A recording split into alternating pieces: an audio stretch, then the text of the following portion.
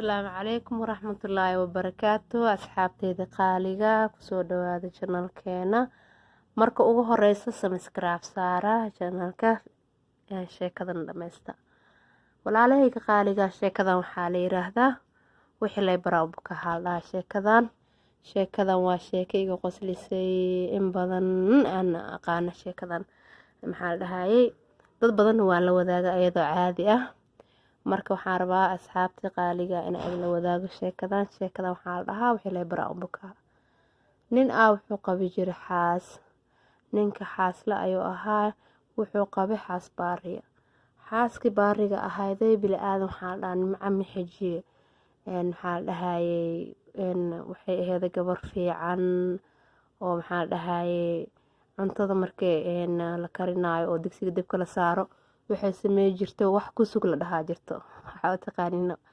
buskudii xalwa iska ahaato ama jabko keegaaga iska ahaato adi wax koobko shaaho cadeyse adi wax hormaris la dhaho adi ku sugaa la dhahaa adiga xoogaa shooto ee garanaysa marka odaga shootadii loo sameey jiray naagtaanayte sida uu aheeday ee waxa uu sameey jirto ninkan gabadhii fiicneeda oo saas aheeday wuxuu sameey ninkan wuu furay adiga naagta markuu furay in muddo ah ka soo wareegtay oo wuxuu guursaday xaaska kaleete markuu guursaday wuxuu sameeyay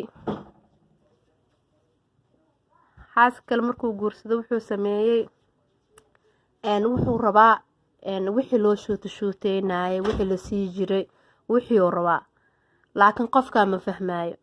abooheelo cijo iskala daala qarraf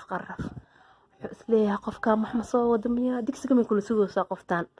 waa iscijeysana qofkan maxaa la dhahay uu dhahaa hoos wuxuu dhibsanaa naagtu way la yaabtay isla ninka maxaa daaray maxaa ku dhacay markaas maxaa ku helay markay dhahdo wuxuu dhahaa